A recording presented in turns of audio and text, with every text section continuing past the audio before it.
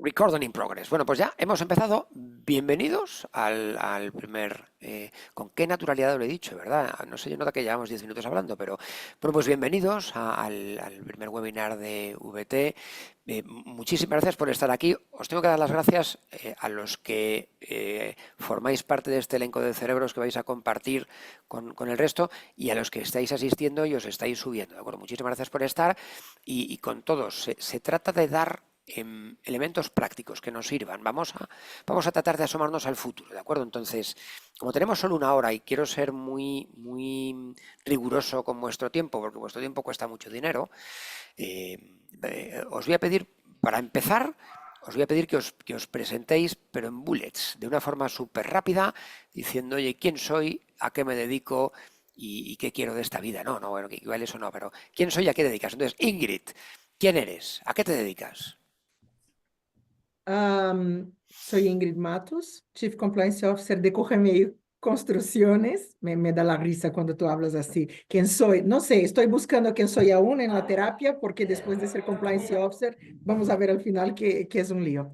Bueno, empresa de constructora basada en España con operaciones en África y Centroamérica.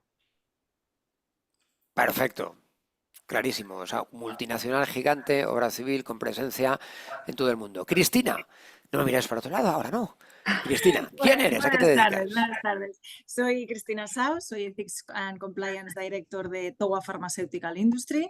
Es una compañía multinacional, entonces operamos no solo en internacional, o sea, es decir, en Europa, sino también en Estados Unidos y Japón. Entonces estoy aquí en el apasionante mundo global de los retos que tenemos ante el compliance, intentando sobrevivir.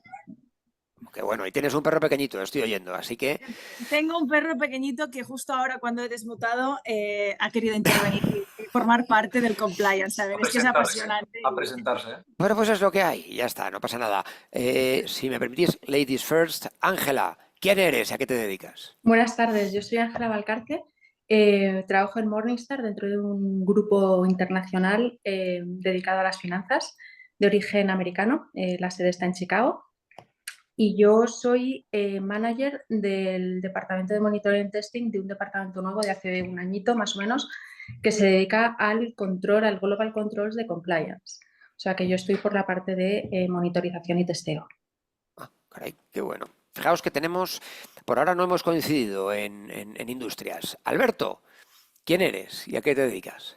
Soy Alberto Valero y soy Compliance Officer para Portugal, España, Reino Unido e Irlanda. Y trabajo en una empresa de telecomunicaciones que tiene presencia mundial con un poco más de 100.000 empleados alrededor del mundo. Bien, bien, bien. Y ese acento es claramente de Madrid, del barrio de Salamanca, además, por lo que estoy viendo. Así que, Soy mexicano, vivo en Madrid y orgullosamente mexicano. obviamente, sí, sí, ¿Mm? Y me has amenazado con jugar al pádel. Ya de vez en veremos. cuando. Perfecto, muchas gracias. Emilio, ¿quién eres? ¿A qué te dedicas? Tú claramente trabajas en el sector farma también. Sí, en la nueva farma de los coches. Gracias, Néstor, lo primero por invitarme a poder intentar aportar un poco mi punto de vista. Emilio Ibáñez, Regional Ethics and Compliance Officer en Nissan, multinacional japonesa fabricante de coches, fabricante y distribuidor y vendedor de coches. Cuando hablo de scope regional, estamos hablando de, en mi caso, de Europa, África, Medio Oriente, India y Oceanía. Esas son un poco mis responsabilidades desde el punto de vista de compliance. A nivel global, 130.000 personas. A nivel regional, estamos hablando de un scope de 30.000 personas. Perfecto. Y the last but not the least, Gonzalo, ¿quién eres y a qué te dedicas? Espérame Bueno, un instante. José Antonio, si no te importa, te voy a apagar la cámara para que así no nos aparezcas en el barullo todo. Ah, muchas gracias. Gonzalo. yo soy Gonzalo Chenique, soy el Compliance Officer de Digi, que es el cuarto operador de telecomunicaciones en España actualmente. La idea es, bueno, pues ir creciendo. Es una compañía que está creciendo mucho. Somos 30.000, alrededor de 30.000 empleados en el mundo y en España casi 9.000. Y llevo en la función 2 años. Y también nos conocemos desde hace años, de cuando teníamos, También, cuando curiosamente yo estaba en el rol de consultor y tú también en el de compliance officer. Qué curioso, ¿eh? exacto. Las vueltas Sí, que da la sí. vida. Mm. Bueno, pues vamos a darle una vueltecilla porque tenemos muchos temas. Os voy a proponer y tal cual, os voy a lanzar temas concretos con preguntas muy concretitas. Me las he apuntado porque mi memoria cada vez va peor, pues, cosa de la edad, pero como vosotros sois insultantemente jóvenes, no os pasa. Entonces, vamos a ir tratando de cosas, ¿de acuerdo? Y el reto es que aportemos elementos muy prácticos, ¿de acuerdo? A la gente, para que la gente que salga de aquí diga, caray, esto efectivamente me ha marcado un antes y un después y la verdad es que venir aquí me ha alimentado el cerebro, ¿de acuerdo? Entonces, fijaos, voy a lanzarme ahora contra Ingrid y contra Alberto. Me contestáis los dos o cualquiera de los dos o los dos a la limón o habláis a la vez, ¿de acuerdo? Fijaos, tenemos un puntito, y se me ha ido Gonzalo. Bueno, estamos ahora mismo en un momento en el que hay un aumento del proteccionismo económico. Estamos cambiando en determinados gobiernos, pues están cambiando las cosas. Está la administración Trump, estamos pues con un elemento como Putin en el otro lado, China, y tenemos una serie de tensiones geopolíticas con problemas entre Estados Unidos, China, ahora se ha metido otro actor, está Rusia, la India, mercados emergentes. Oye, qué hacen o qué hacéis en las multinacionales eh, para adaptar de alguna forma vuestras estrategias de compliance para mitigar o para gestionar riesgos en las cadenas de suministros, que es algo que ya nos están pidiendo de otros países del mundo, de otras legislaciones? ¿Qué estáis haciendo? ¿Qué estáis adaptando en la práctica en vuestras cadenas de supply chain? Ingrid, Alberto. Ingrid, adelante. Y Vale, vamos ahí. Bueno, en el mundo de compliance, las últimas semanas fueron muy movidas en términos de noticias a respecto de la suspensión de la FCPA. El día de hoy marcado por un montón de novedades regulatorias en Europa. Creo que como respuesta, la revisión de la Corporate Sustainability Due Diligence Directive, etc.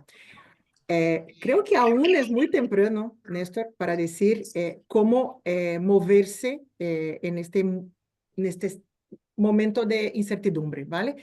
Yo creo que las empresas ya vienen invirtiendo en los procesos de prevención de riesgo para terceros en la cadena de suministro. Ya es una realidad porque es un pilar de compliance.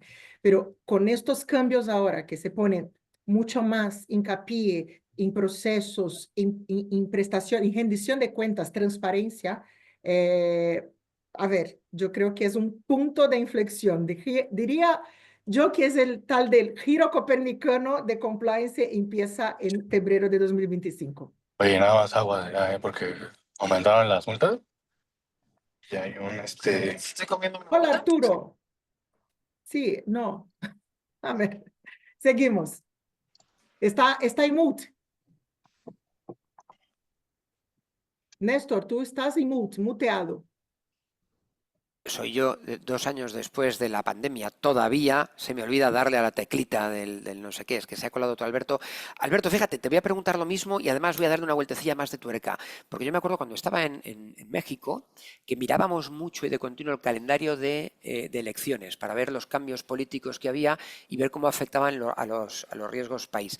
Es cierto que en Europa estamos empezando a apreciar también ese, vamos a decirlo así, ese problema, es decir, cada vez miramos más la agenda política y las elecciones para ver qué es lo que viene y qué cambios legislativos nos vamos a encontrar. Oye, ¿cómo está afectando además este elemento, Alberto, no solo cadena de supply chain, sino cómo estamos abordando desde compliance los cambios regulatorios y los cambios de administración?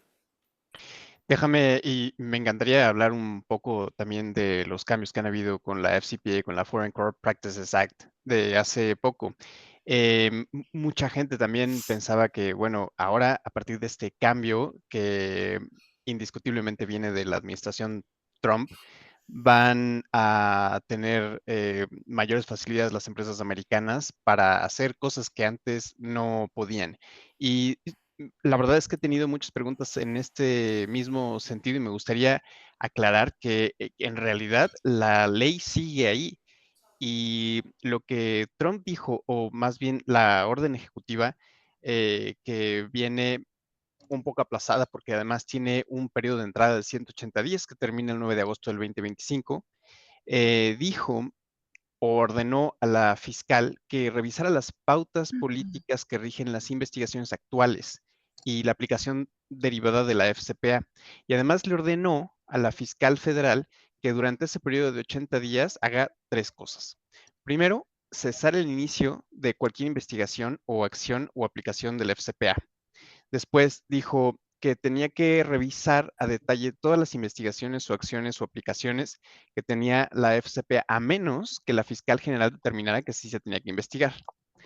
Y la tercera es que tenía que emitir directrices o políticas actualizadas para promover adecuadamente la autoridad del presidente. Fíjate qué importante, porque entonces ahora ya está diciendo desde un actor político directamente influye a una ley que pues desde los 70 y tantos no se había movido mucho, en donde dice, hay que promover adecuadamente la autoridad del presidente para dar autoridad, o más bien para dar prioridad a los intereses estadounidenses.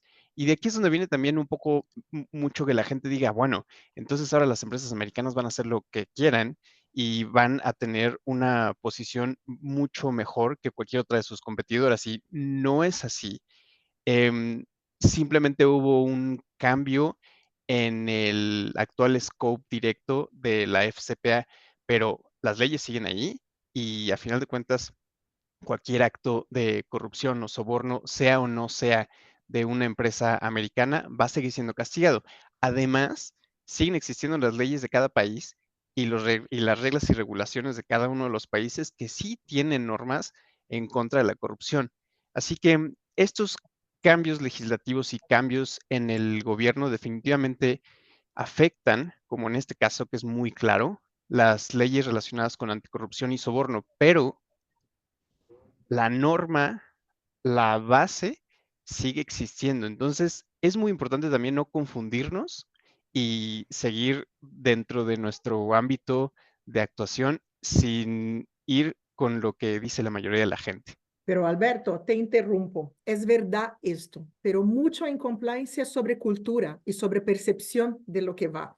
Y este marketing que hizo y cómo fue publicado todo este paquete por Trump ha causado de verdad una disminución de la credibilidad en las instituciones, en la ética y en el combate a la corrupción. Entonces muchos, por ejemplo, en mi empresa me han venido a preguntar, ¿y qué tal ahora? ¿No se hace más necesario un programa de cumplimiento? ¿No se hace más necesario un compliance si esto se acaba?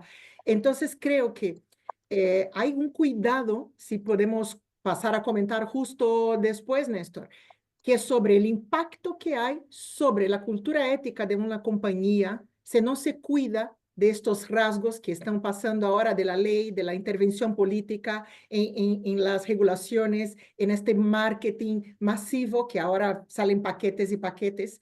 Bueno, y yo había comentado en este grupo más anteriormente, esto ya es la segunda vez que Trump hace esto. Ahora ha hecho un decreto, pero en su primer mandato hizo la misma cosa.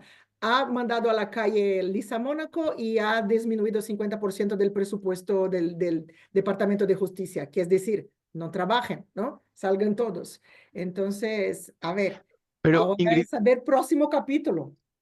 y me parece que ahora entonces es responsabilidad de todas las empresas decirle justamente a sus empleados por qué seguimos aquí, por qué tenemos que seguir con este momentum que teníamos, si es que es algo que ya tenías implementado, o por qué se va a implementar, incluso si una de las leyes que tenía más peso dentro del ámbito de la anticorrupción y el antisoborno cambia el, digamos que la vela para donde soplaba el viento antes, ¿no? Así que hoy más que nunca tenemos que hacer un contramarketing. Si es que tengo que defender el punto de hay un marketing negativo, ahora hay que venir con este contramarketing dentro de la empresa para decir por qué sí es necesario seguir con y o por qué es necesario completamente implementar un buen programa de compliance. Pero fijaos y perdonadme porque habéis dicho unas cosas muy interesantes.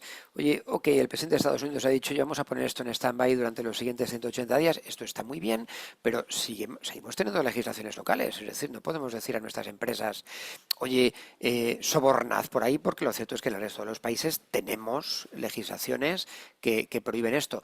Estoy de acuerdo con que el mensaje quizá no sea el ideal, Ingrid, porque dice el presidente lo que dice es, oye, esta ley está perjudicando la competencia de las empresas norteamericanas. Pero fijaos, tengo la sensación de que esto viene en la misma rueda que ya venimos percibiendo del exceso de regulación, que el propio Draghi ha dicho en la Unión Europea. Pero fijaos, ahora, esto es pregunta así con la pistola en la cabeza, Ángela, trabajando para una empresa norteamericana, ¿esto tiene alguna incidencia? ¿Lo habéis percibido de alguna forma? La gente te ha Nada, preguntado, oye, ¿sí podemos sobornar o no? para nada, al contrario, nosotros seguimos con nuestros programas exactamente igual. Estabais hablando de la ley anti-soborno, igual que los planes de igualdad, que también ha sido otro bombazo nosotros seguimos exactamente igual. De momento no ha habido ningún cambio y de momento seguimos todos pues con las mismas normativas y los mismos estándares de cumplimiento y de ética sin que haya absolutamente ningún cambio. Es un poco lo que ha dicho Alberto y en eso, aunque hayas dicho que no lo digamos, lo digo porque soy así.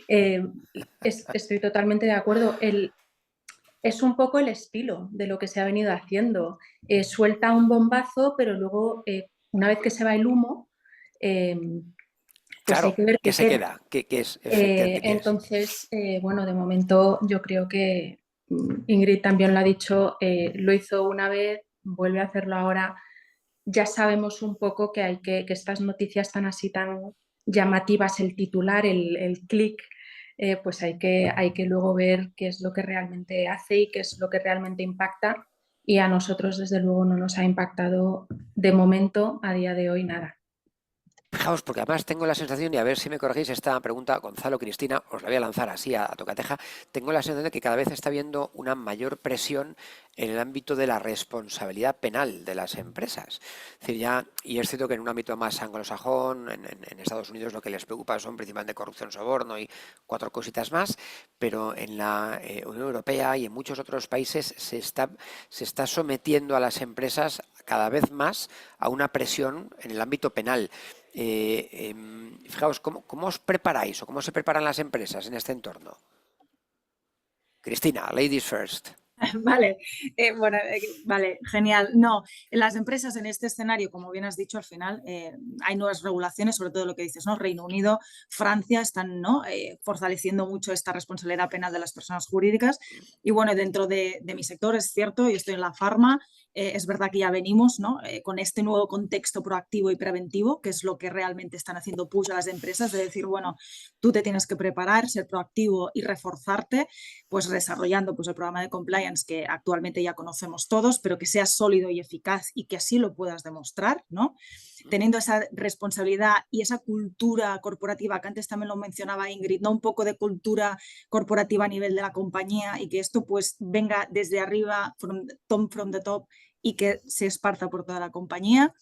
Implementar pues, canales de denuncia eficientes y anónimos y que realmente cumplan las normativas no solo a nivel europeo, sino a nivel local, porque como habéis dicho, pues es algo muy divergente. Cada país o cada sector tiene sus normativas más, ¿no? Aterrizadas.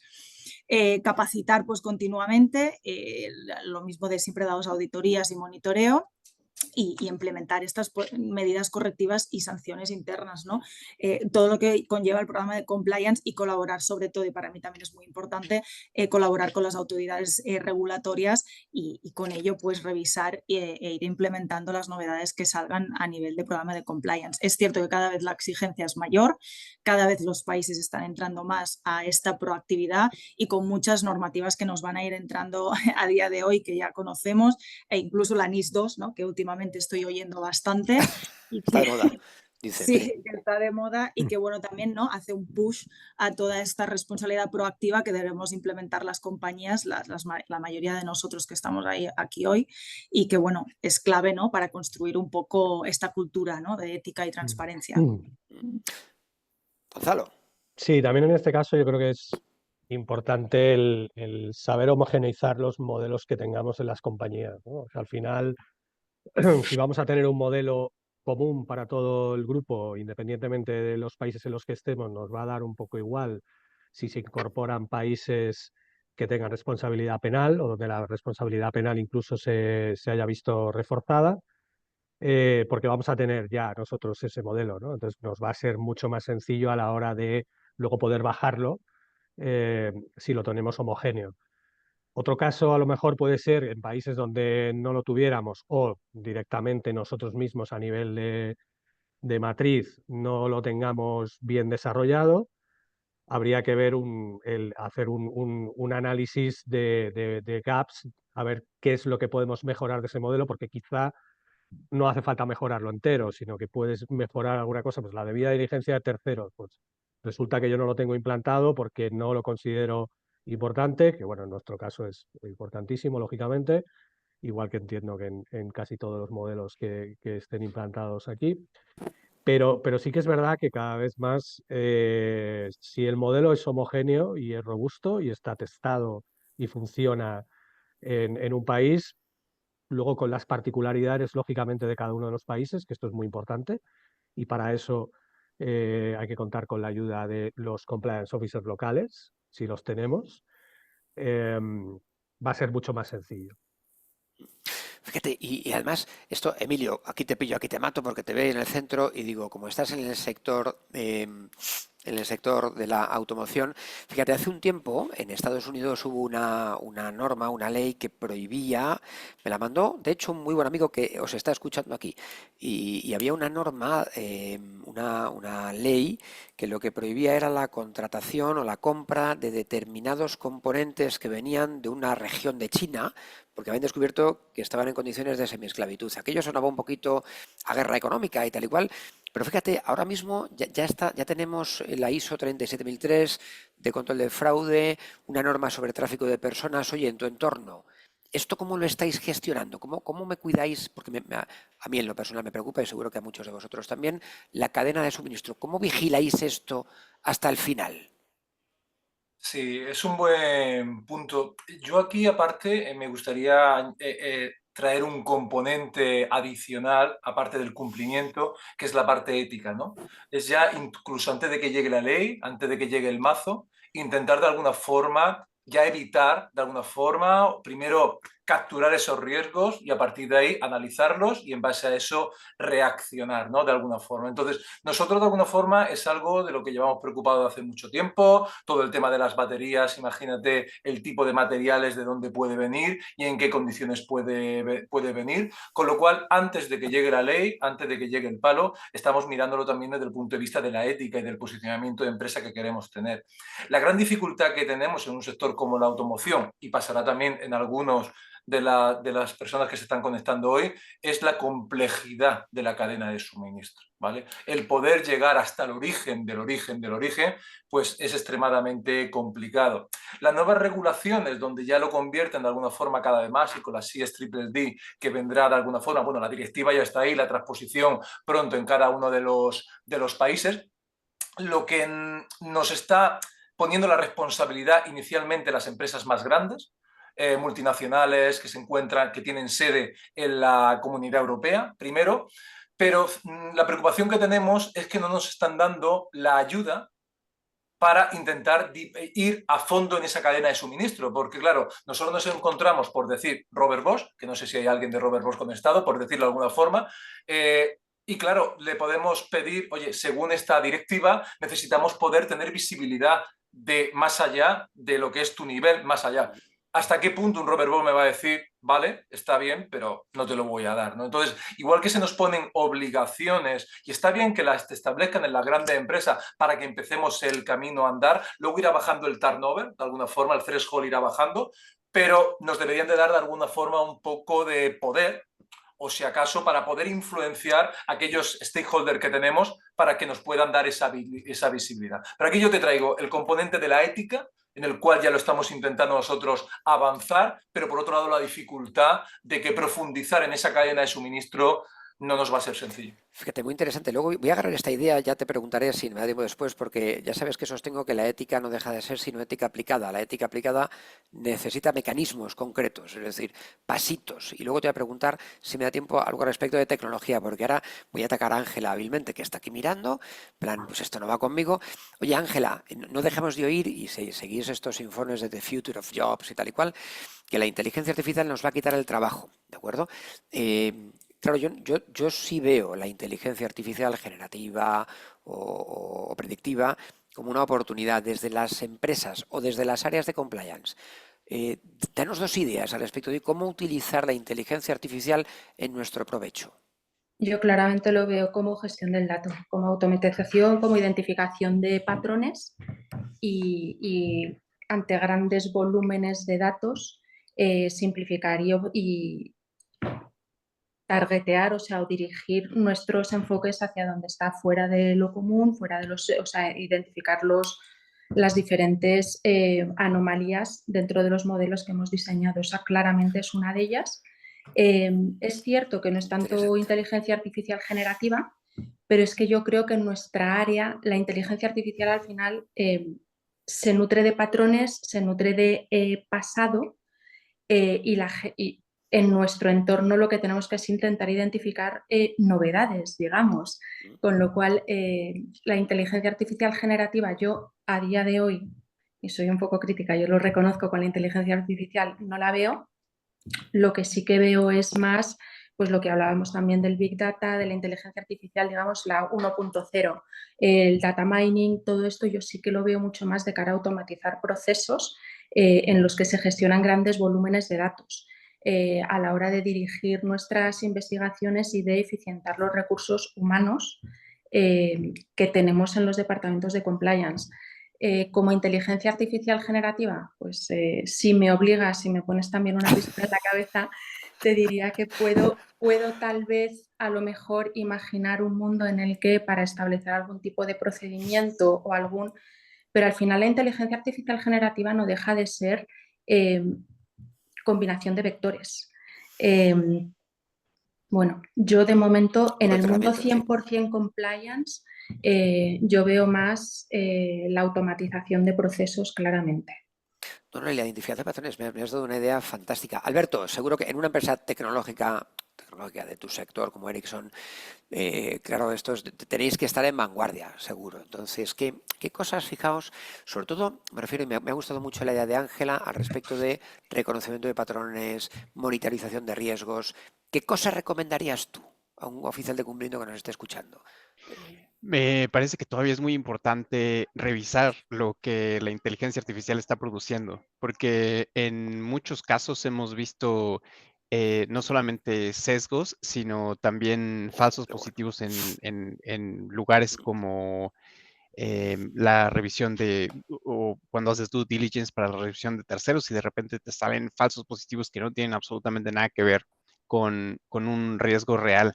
Así que me parece que por el momento todavía somos completamente indispensables, al menos para revisar bien qué es lo que la inteligencia artificial está produciendo. Y por otro lado, de cara a las regulaciones de inteligencia artificial, pues también tenemos una labor muy importante para prever que no tenga algún sesgo de discriminación, que no tenga algún sesgo incluso de información que definitivamente no sea útil para lo que estamos haciendo.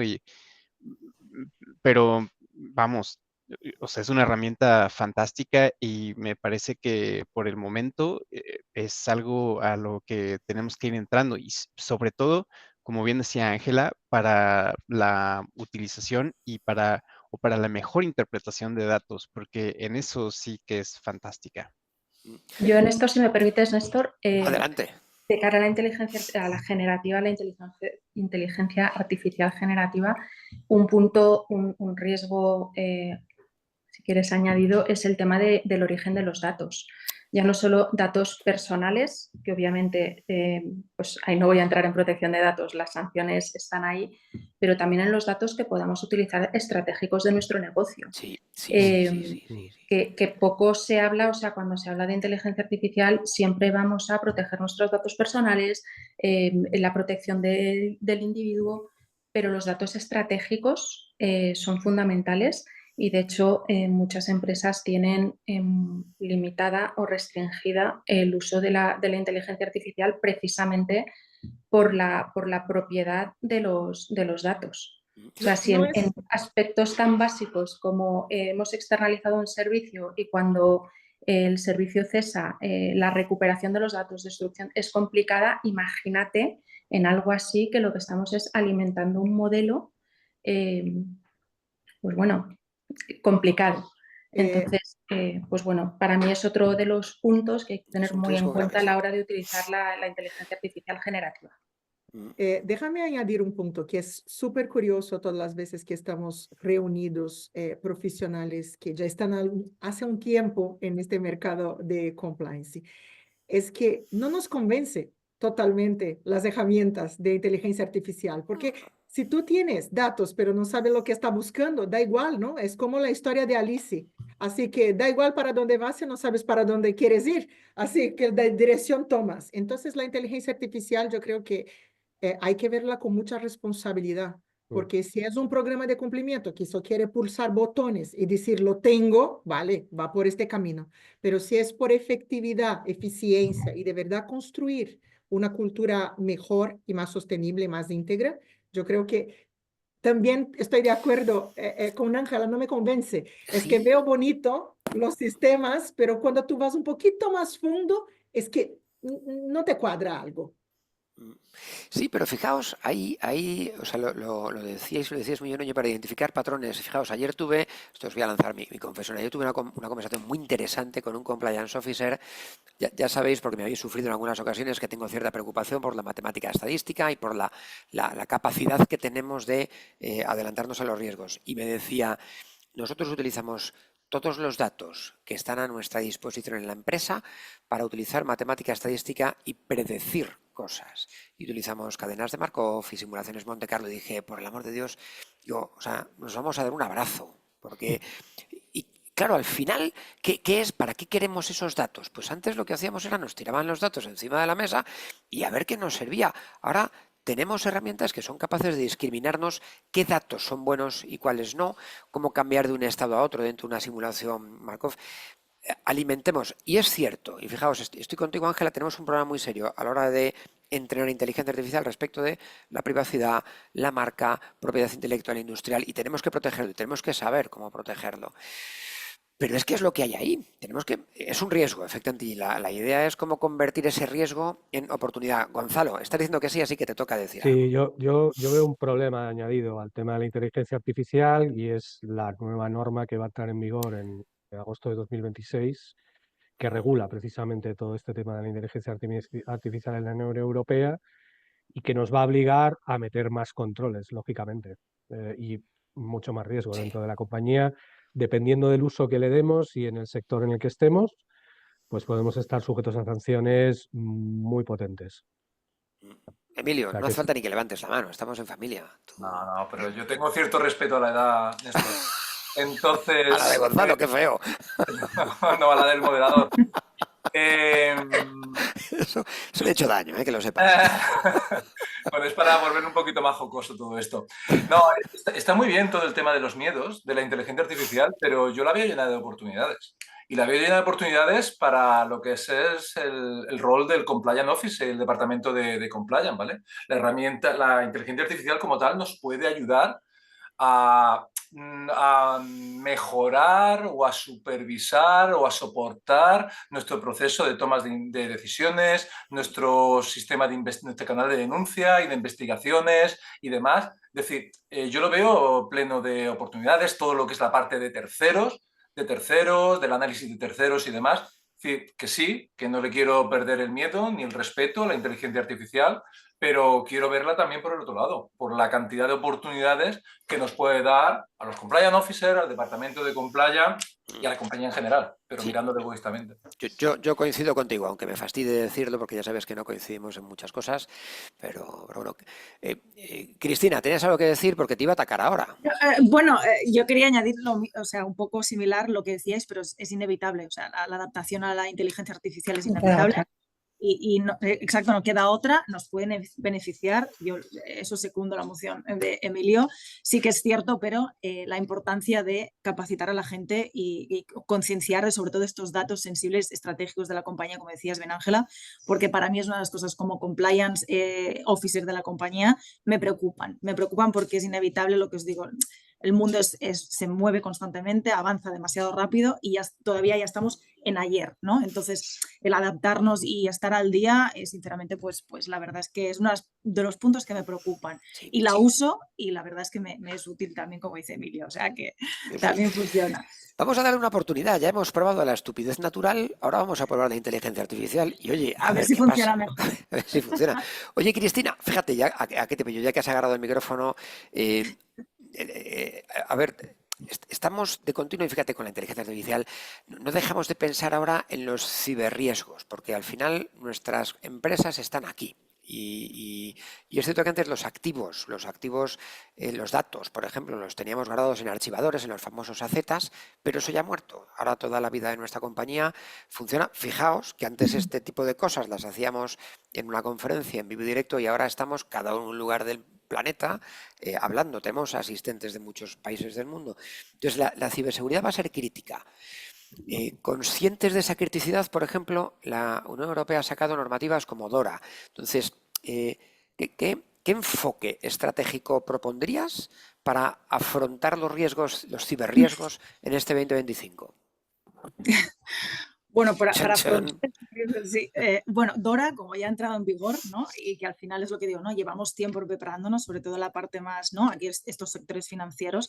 Es verdad que en sectores todavía hay algunos que no estamos más adaptados, pero sí que un componente para mí fundamental para adaptar no solo esta normativa, y como decía antes con el spoiler de la NIS 2, no solo ambas normativas, sino ya como a nivel de prevención de riesgo o ciberriesgo, sería integrar la ciberseguridad en la estrategia corporativa general, es decir, vinculada a la estrategia de negocio, vinculada a lo que es el riesgo desde negocio y vincularlo a esta continuidad de evaluar todos los riesgos, pero aterrizándolos, no haciendo el tick de box, sino aterrizando el riesgo, valorándolo, sensibilizando y aparte ya digamos, haciendo simulacros para ver estos riesgos cómo pueden conllevar, ¿no?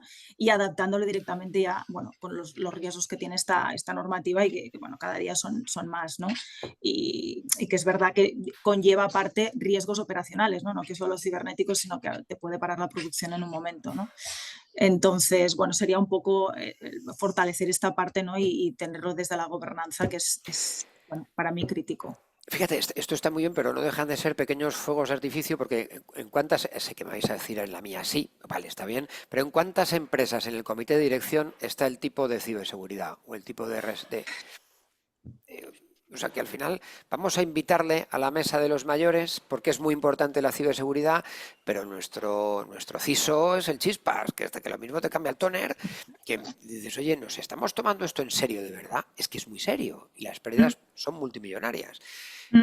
Tenemos que darle voz y voto y tenemos que sentarnos en la mesa de los mayores, no con los niños como hasta ahora, ¿no? Fíjate, y me gusta, sé que he preguntado antes por esto, pero ya sabéis que soy muy insistente. Ingrid, como compliance officer en una empresa multinacional en la que trabajas con mucha gente y es cierto, siempre se ha dicho que es muy difícil controlar una casa con muchas puertas. En tu caso, tu casa tiene muchas puertas porque estáis en muchos países del mundo y os veis obligados a contratar con mucha gente por allá afuera. Subcontratar. Entonces, tenemos en la Unión Europea una ley de diligencia de vida en materia de sostenibilidad empresarial. ¿Esto cómo está afectando en la práctica? Ahora, ¿qué cosas has tenido que implementar, que sé que tienes muchas y muy buenas, en materia de gestión de terceros, proveedores, clientes, socios de negocio, comerciales externos? Es cierto. Bueno, en una constructora básicamente tercerizamos mucha cosa. Y nuestro modelo de negocio especialmente, que es basado en una triangulación con entidades financieras, somos obligados a contratar proveedores locales y también internacionales. O sea, es una variedad tremenda. Yo creo que al día de hoy tenemos una base con más de 53 distintas jurisdicciones, para que tengas una idea de distintos proveedores de distintas jurisdicciones. Órale. Y conoces Eh, todas, claro. Te Ah, falta vale, una sí, menos, no. pero... No, sí que no. A ver, el proceso de debida diligencia siempre fue una realidad en la compañía y empezó pequeño y fue creciendo, ¿vale? Nosotros nunca hemos esperado que vinieran las regulaciones porque sabíamos que esto es un riesgo estratégico alto. O sea, esto es un riesgo estratégico de la compañía. Se cae un tercero, caímos nosotros, cae la financiación, cae el proyecto, cae todo. Entonces, hay siempre un estudio, siempre hubo un estudio técnico estratégico muy profundo, pero con compliance y esto se fue dejando cada vez más profundo. O sea, el sistema existe, siempre existió. El sistema, más que todo en nuestra empresa, está integrado con los sistemas de contratos y de pagos, así que es imposible contratar un proveedor sin que pase antes por el proceso de due diligence. Hemos madurado a punto de que los dueños de estos terceros son dueños de este riesgo y bueno, auditamos y monitoreamos también los desvíos de conducta básicamente a diario. Con las nuevas normativas, una cosa que pasó fue, aunque para nuestra empresa no se aplique las nuevas directivas por cosas de facturación, no sé, ahora con el cambio de hoy tengo que estudiar el ómnibus para ver qué pasa, pero hemos revisado un montón de cosas, como cláusulas de compliance para proveedores, por tipo de proveedores, código de ética para insertar toda la parte de medio ambiente, derechos humanos y la previsión de verificar cadena. También hemos cambiado el sistema de due diligence, que era provisto por una empresa, hemos contratado una otra, que nos permite más movilidad en la parte de poner a onboarding este tercero y verificar. Es una otra fortaleza que tenemos en nuestro sector, que no solo dejamos que las máquinas nos digan el riesgo, porque muchas de las jurisdicciones donde están estos proveedores son como ciegas, son grises. Las máquinas no pueden leer porque no está público. O sea, un sistema de screening de una plataforma solo puede ver lo que está publicado. Así que si tú vas al interior de África o China o India o incluso Polonia, con quien tengo sufrido un montón de dificultad, es no conseguir ver toda la información que tiene este tercero. Bueno, reaccionamos preventivamente. Tenemos este sistema que ya prevé que vamos dentro de la cadena a auditar el tercero, que es más estratégico y arriesgado en términos de derechos humanos. Estamos en plan de poner esto más en práctica en 2025 y ver qué pasa. Vamos ahora a crear un comité para esto. Yo estoy enganchando a la gente de procurement, y la gente de IT y la gente de sostenibilidad, que es apartado los escopos nuestros, pero es más o menos esto, tener un sistema que pueda de verdad dar datos a diario de cómo va nuestro riesgo con este contingente. No tenemos mucho, tenemos más o menos unos 1000 proveedores, no es mucho, pero la diversidad y las jurisdicciones son la gran dificultad.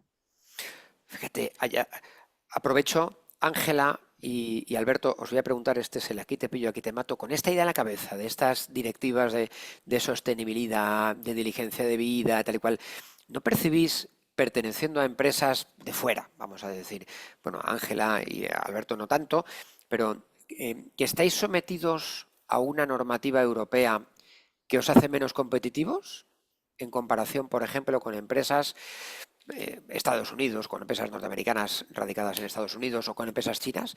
¿El cumplir con esta directiva de due diligence os va a hacer menos competitivos? Yo creo que es... Perdona, adelante. adelante Alberto, adelante. Tú. Contesto yo si queréis, ¿no?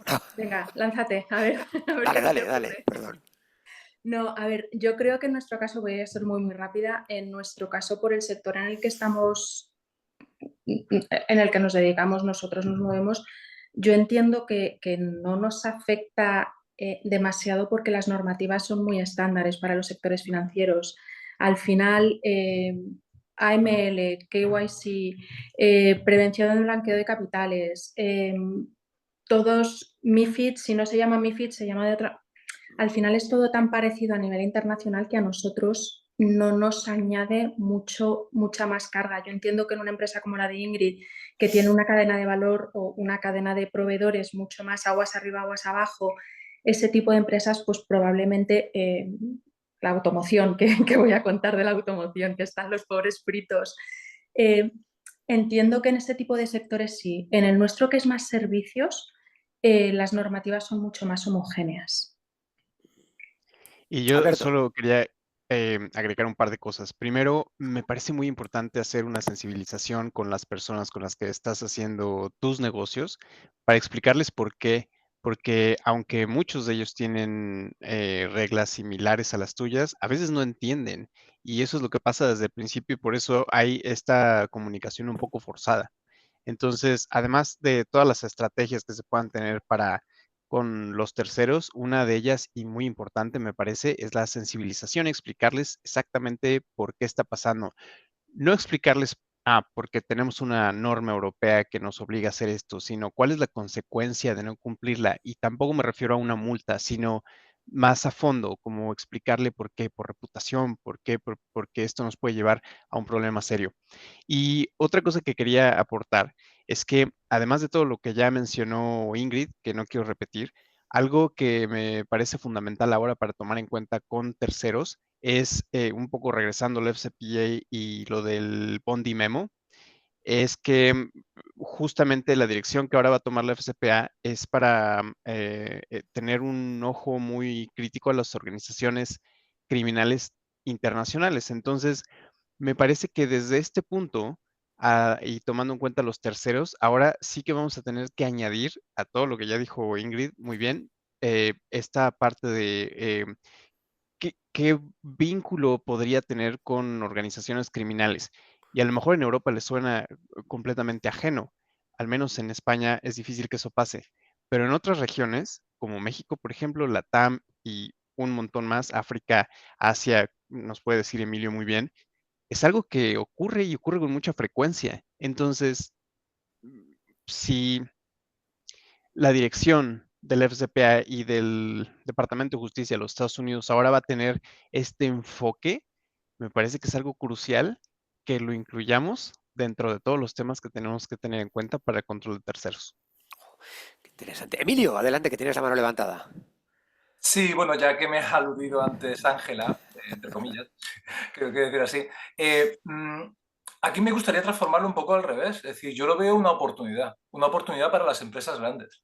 Para las empresas grandes, precisamente, todas estas dificultades regulatorias, estos niveles, estas imposiciones que tenemos que quizás las empresas más pequeñas no las tienen, yo creo que lo tenemos que transformar en una oportunidad. Y es el momento, yo creo, que para el rol del Compliance Officer, intentar ver cómo los temas de compliance pueden ayudar o a conseguir los objetivos de negocio de la compañía, de alguna forma, ser unos facilitadores para conseguir esas barreras que se están poniendo, que nos están poniendo del marco regulatorio y demás, el poder transformarlo en oportunidades para que ellos puedan conseguir esos objetivos de negocio y, por tanto, que nuestro valor tenga, del departamento de compliance, tenga sea más visible, si lo quieres decir así, dentro de lo que serían las empresas, con lo cual yo lo transformo un poco en una oportunidad como empresa y una oportunidad como departamento para intentar ayudarles a conseguir sus objetivos de negocio. Fíjate, me gusta, y Gonzalo, te voy a preguntar a ti, porque fijaos que al final, y Alberto lo has dicho muy bien, y Emilio ahora, la cultura de compliance, la ética, oye, ¿y cómo en tu empresa en concreto, fíjate, o danos, quizá no en tu empresa, en una empresa ficticia, o danos ideas para el resto, ¿cómo medimos dentro de las empresas ese impacto real de los sistemas de gestión de compliance en la cultura empresarial y en la toma de decisiones? Es decir, ¿cómo convertimos o qué consejos nos darías para convertir la ética en un elemento esencial en la toma de decisiones dentro de la empresa?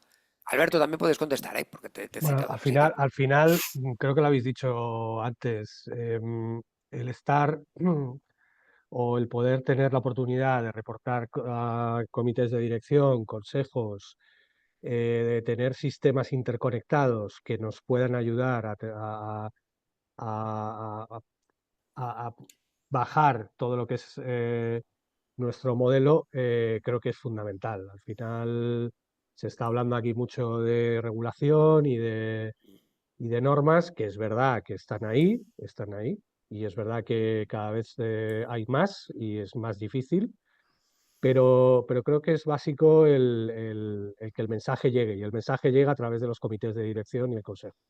O sea, si nosotros reportamos a consejo y a comité de dirección y les convencemos de la importancia que pueda tener la función, no solo ya desde el punto de vista de compliance, sino Emilio lo ha dicho muy bien, desde el punto de vista de la ética. Hay que aprovechar eh, y que sea además una palanca de cambio en la manera de hacer las cosas. Yo creo que para las empresas de la Unión Europea, todo lo que se nos viene encima, creo que es una oportunidad. Es verdad que podemos tener a lo mejor unos meses o 1 o 2 años de mucho trabajo, pero para nosotros creo que es una oportunidad muy buena. Fíjate, porque has dado un punto, entonces el compliance officer sí o sí debe reportar o debe estar en comité de dirección y tener acceso directo. Esto que siempre hemos dicho Bueno, en todos al los menos sitios, tener pero acceso, al menos tener acceso a poder participar en alguna reunión, no sé si de manera periódica, pero sí que es verdad que, por ejemplo, cuando hay algún tema sensible, como puede ser hoy el decreto ómnibus que acaba de aprobar la Unión Europea sobre sostenibilidad, donde los cambios que ha hecho son muy profundos, porque ha dejado fuera al 80% de las empresas que estaban en la norma de reporte, por ejemplo, CSRD, porque ya hay una obligación de que las empresas de más de 1.000 empleados, con lo cual ya hablamos de una cifra considerable, tengan esa obligación. Las que tienen menos de 1.000 ya no la tienen, con lo cual en esos casos sí que es bueno a lo mejor hacer una sesión monográfica de resumen de toda esa normativa y cómo la podemos bajar a nuestras compañías y cómo nos va a favorecer a lo mejor el poder tener esa normativa controlada, por ejemplo, evitando sanciones que en el caso de este tipo de normativas son muy elevadas. qué interesante. Ingrid, ¿querías decir algo? Y si no lo dices, te pregunto yo. Hago un resumen, un inciso, La pregunta perdonadme. es sobre, la Ingrid, pregunta es perdóname, sobre entramos esto. en los últimos 10 minutos. Dime. Si los asistentes quieren preguntar algo, lo escribís en el chat y obviamente pasaré de vuestras preguntas, pero no, y trataremos de contestarlas o de que las contesten. Ingrid, adelante. No, justo sobre riesgos y sobre este escope que se está creciendo para compliance. Estaba preguntando para un consultor estos días cómo gestionar cómo convencer toda la compañía de que este rango de responsabilidad del compliance está aumentando, porque la gente se molesta un poco diciendo, ¿por qué ahora estos riesgos tales que no es solo de corrupción, son tuyos, de gestión dentro de tu norma o tu departamento? O sea, ¿por qué tengo que alimentar o retroalimentar los sistemas de compliance con las informaciones de otros departamentos o de otros riesgos? Esta es una discusión que estábamos teniendo hace poco, porque a pesar de los 10 años de la norma en España, hay gente que aún está pensando en compliance penal y no está ampliando la percepción de la ética que dijo Emilio, del due diligence de la cadena, de la inteligencia artificial, delitos cibernéticos, cambios de regulación todo el tiempo. O sea, ¿cómo convencer toda la compañía de estar embarcada, enganchada contigo en esto? A mí me vais a perdonar con esto que como yo tengo la parte de monitorización y testeo, lo que tú hablabas con tu consultor yo lo tengo todos los días. Al final, no se trata de, por lo menos desde mi experiencia, y ya no solo en esta empresa, sino en todas las anteriores cuando estaba en auditoría, no se trata tanto de que les moleste el control o no quieran asumir esos controles, es que desde mi experiencia, excepto en muy contadas ocasiones, esos controles ellos los tienen internalizados, entonces no entienden cómo se pueden, por qué tiene que venir un tercero a decirles que tienen que dejar evidencia del control o sea, realmente el trabajo de crear la cultura no es tanto una cultura o crear un trabajo de cultura de cumplimiento o de ética como estamos hablando tanto. Yo creo que es más bien un trabajo de enseñarles a, pues mi jefe utilizó la frase el otro día, la mujer del César no tiene que parecer no sé qué, sino, no tiene que serlo sino parecerlo, o al revés, no me acuerdo, lo siento, jefe. Pero ni me acuerdo, no le escucho ni en esas ocasiones, pero al final... Está aquí, por cierto, te está escuchando. La Si quieres ética, comentar. no está. La ética y el cumplimiento y la cultura, yo creo que está en las organizaciones en un porcentaje altísimo. Y lo que hay que explicar y lo que hay que crear es, oye, pero hay que dejar evidencia de esto. Si sabemos que está, pero ¿cómo se evidencia? ¿Cómo? Y es más bien eso, desde luego desde mi punto de vista. Fijaos, perdóname, me quedan como 27 preguntas por hacer, pero me quedan 5 minutos, entonces yo tengo una duda, Cristina e Ingrid, a ver cómo me lo solucionáis, pero a ver, ¿cómo, y probablemente Emilio, cómo diantres hacéis en el día a día para estar al tanto de las sanciones internacionales, de las restricciones comerciales y sobre todo cómo aplicar eso dentro de vuestra cadena de suministro para decir, oye, que ayer podíamos pagar a este proveedor y hoy de pronto no? ¿Cómo hacéis para estar al día, Cristina? Y luego Ingrid. Y luego Emilio.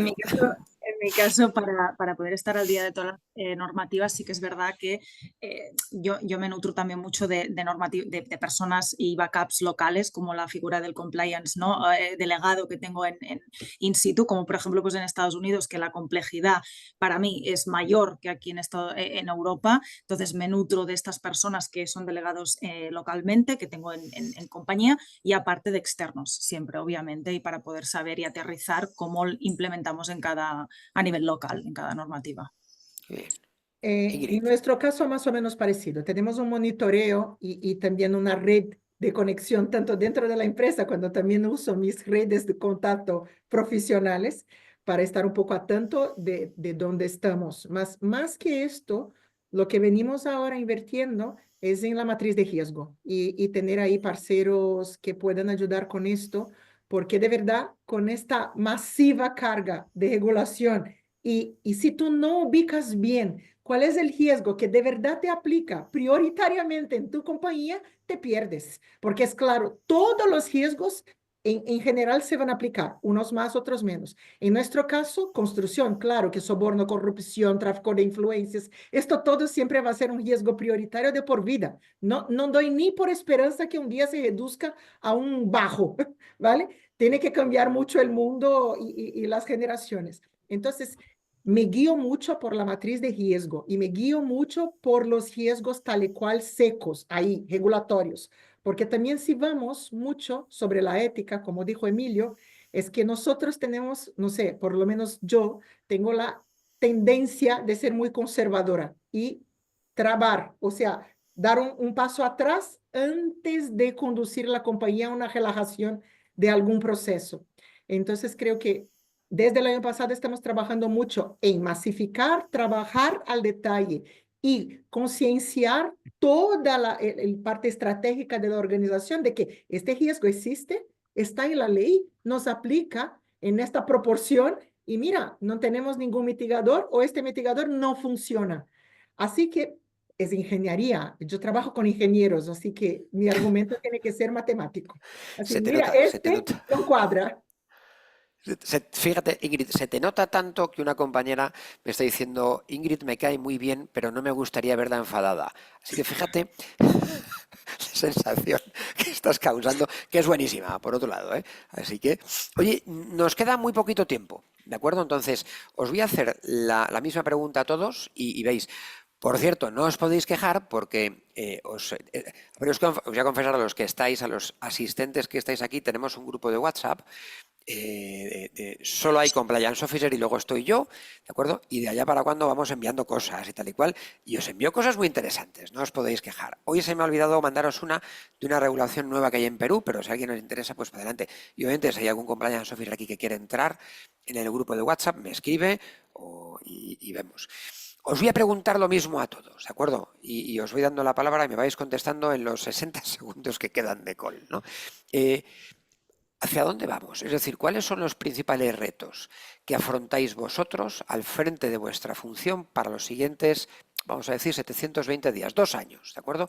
¿Cuáles son los principales retos que vais a afrontar para ser mejores oficiales de cumplimiento, para que vuestra empresa sea mejor? Emilio, empiezas tú. Pues voy directo, ¿no? Directo al cuello, ¿no? Yugular. Dejar de llamarnos Compliance Officer y llamarnos Ethics and Compliance Officer y ejercer como tal.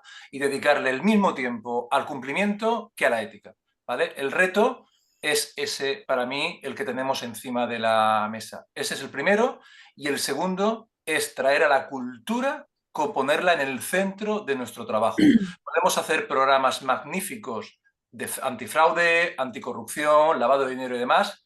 Podemos hacer unos training maravillosos, que la gente aplaude, que nos lo puntúan súper bien y demás, que hacemos unas encuestas y perfecto, pero luego al final esa persona se encuentra solo en una sala de reuniones, alguien se deja un móvil, un iPhone, se lo mete en el bolsillo y se lo lleva. Tenemos que llegar. Si no, yo creo que no vale la misión que tenemos. Con lo cual, cultura en el centro y el resto de los temas satélites en torno a ese pilar.